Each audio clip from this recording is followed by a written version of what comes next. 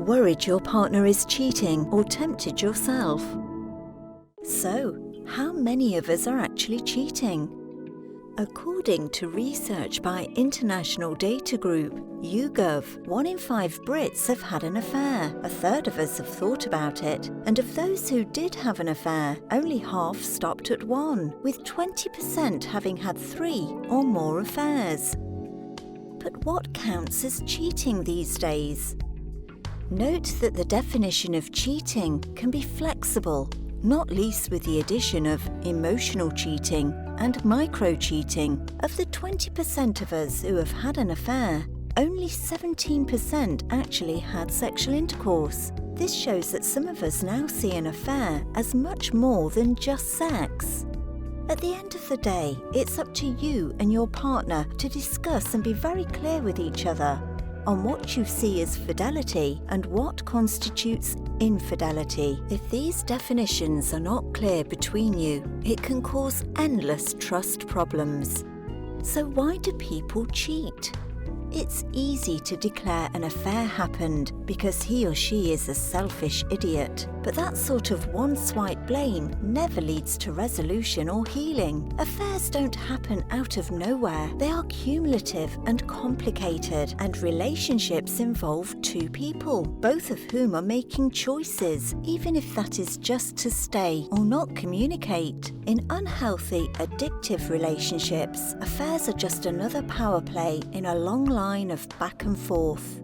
But in a generally healthy relationship, it's very rare that a person who once loved you purposely sets out to hurt you in the way only an affair can.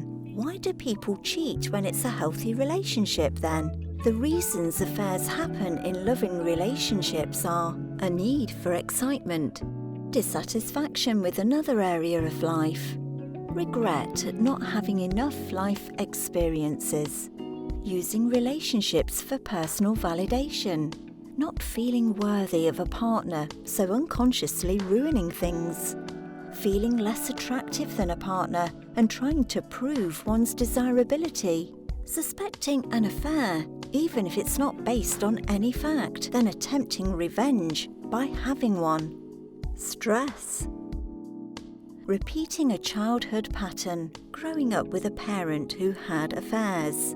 Do I have to forgive them? It's unrealistic and unhelpful to think you can just forgive someone for an affair. Or for them, alternately, to think that they should just have to say sorry and be forgiven.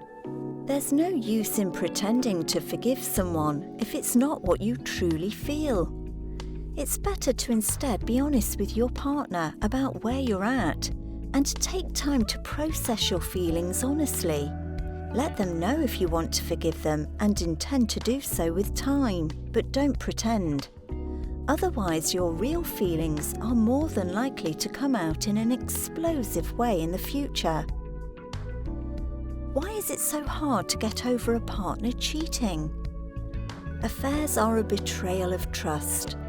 When someone does something that damages our ability to trust, we can feel like our entire idea of what the world is and what is and isn't safe is now on the chopping board.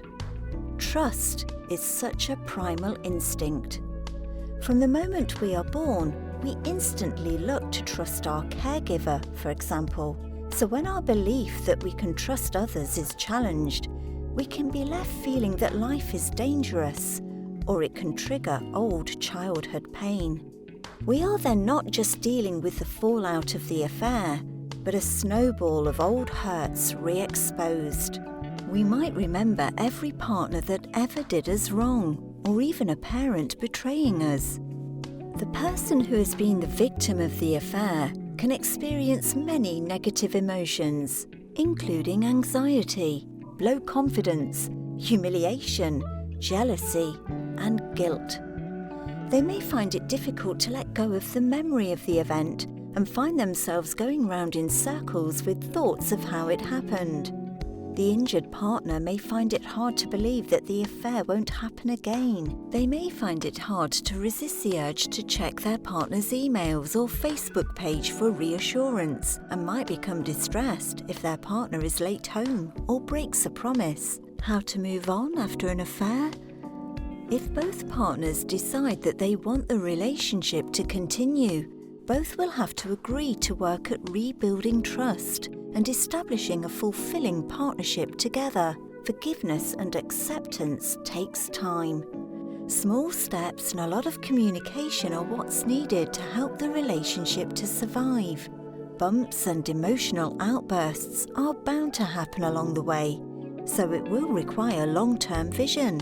How can couples counselling help after an affair?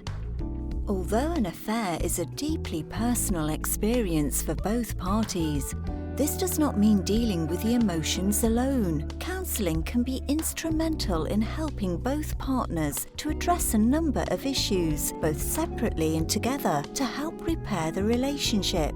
How does counselling help? The benefits of couples counselling include, but are not limited to, exploring the dynamics of the relationship before the affair, remembering that at one point things were working, learning how to communicate again, remembering what was the relationship like before things went sour, identifying the real, not assumed issues that led up to the event, recognizing what needs and wants were not being met. It can, of course, be a painful process, but your couples counsellor can help to mediate any difficult emotions and encourage open communication. Doesn't a couples counsellor force you to stay together? Not at all. A couples counsellor is there to create a safe space for you to communicate with each other and find the best solution for both of you. If that's breaking up, a therapist can make the process of ending a relationship healthier and kinder. Given how long bad breakups can go on and fester, that's not such a bad investment.